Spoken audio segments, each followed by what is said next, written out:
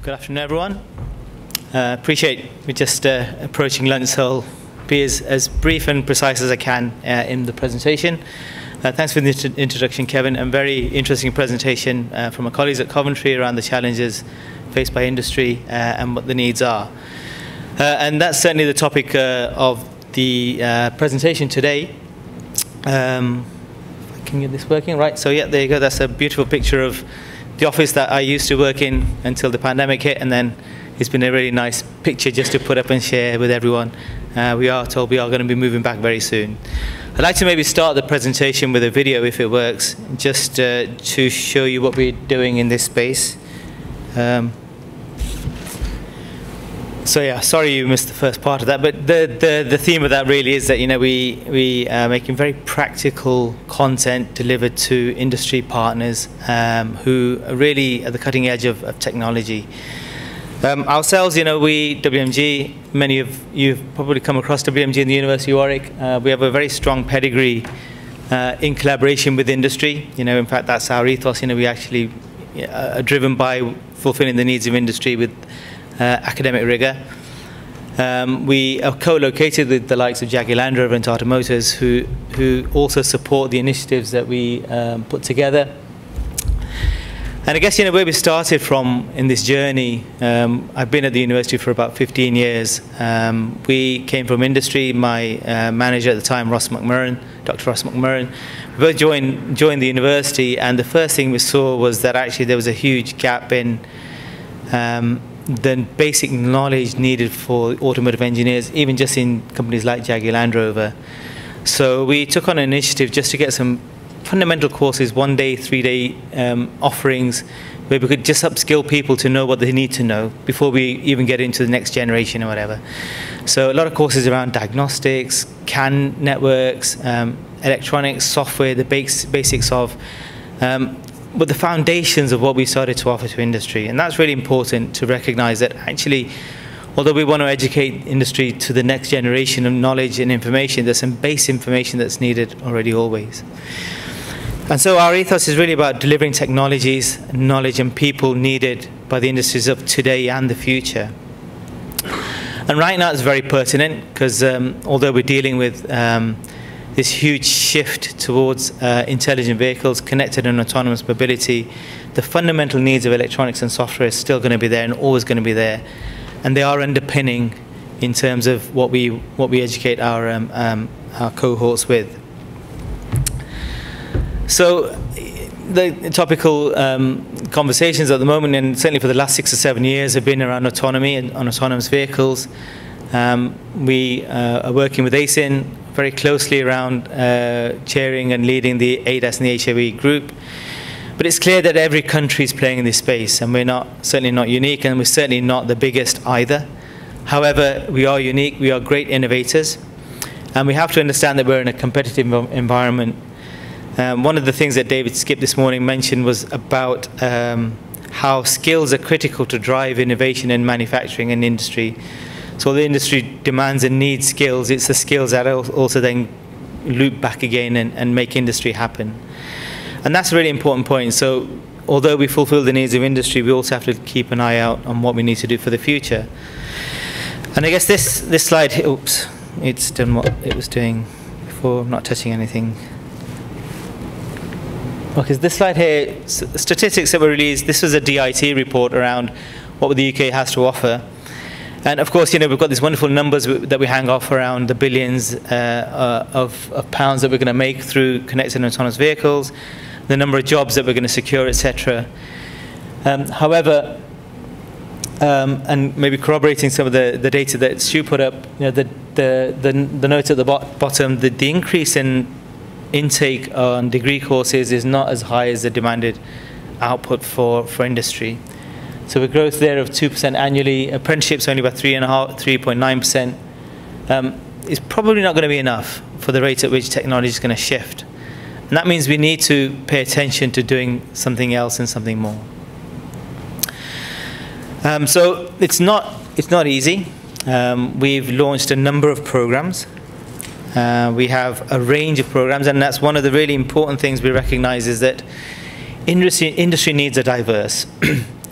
And my colleagues alluded to that earlier on, the fact that you've got C-level entrants into the game who really need to understand the language that's spoken in this industry. You've got senior managers who may have been technologists at one time that are no longer detailed engineers, but they also need to understand what the trends and evolutions are. And you have real experts who will need to come in and understand what the state of the art is so they can develop and deploy for the future. And so offering a wide range of curricular activities is important, and we've taken this approach. We want to take different approaches to satisfy different needs, and we range from taught programs. So we pioneered the way for taught MSCs in smart connected autonomous vehicles. We're the first university to have a full-time taught program in that, which is now expanded into a part-time program. We have degree apprenticeships now set up, where we engage directly with industry and we drive industry cohort into our programs. We're proud to say we've got one member from Hariba Myra who's joined one of our programs. I'm very proud of that. But JLR Ford are great exponents of those offerings as well. And of course, underpinning that, we've got research degrees. We've funded ourselves a Warwick Centre for Doctoral Training around power electronics, the PMD topic, and also connected and autonomous vehicles. That's important for us because we putting skin in the game. We want to invest, and we want to make sure that we can also work with industry to pull through academic rigor in those disciplines. And to support that, I mentioned the need for offering a breadth of offerings to industry. Our short courses are geared and tailored around the needs for those different levels of industry participants. And that's extremely important. And in typical sales and marketing fashion, I notice, there's a lot of talk around funneling and how do you get a funnel going. And this is really a funnel. How do you attract people at the entry point? And we recognized this last year that actually awareness, product awareness, brand awareness is really important and very difficult to do. So we arranged, and we've been running for the last 9 months, these webinars. We call them Wednesday webinars because they run on a Wednesday morning every month. And we picked the topic of sensors because that's a really, really important topic for us, and it's going to grow. And we have some strong expertise in this area. And it's been a great insight into how you can engage people without asking for money or some huge demand for their time. And we get regularly 50, 60, 70 participants. We have industry panelists sitting there that you can engage with. And that's it's an important thing that we have to think about how we get people interested, and not just young people, but people in the industry already. How do we get them engaged to learn and know that there's more to be offered? In terms of delivery, and delivery teams are really important. I myself, as Kevin introduced me, come from industry. I've been long enough in the academic game not to turn into an academic. Fortunately, unfortunately, I'm not sure. But I'm proud to say that industry joining academia and saying this is what you need to do is really, really key. Our teaching team is made up of industrialists and academics and teaching experts. So Valentina Donzella, who champions the whole thing and also is the sensor subgroup leader for AESIN, has a strong photonics background, working with industry there, but also in terms of research and now teaching. Gian, there in the top right, who should have been standing here today and is on annual leave, actually has come from Jaguar Land Rover as an ADAS expert, and he brings his knowledge of the needs of industry into the academic side as well. So a strong team with an understanding of delivery and industry needs is key, and that's one of the things we've focused on in making sure that we cover those needs.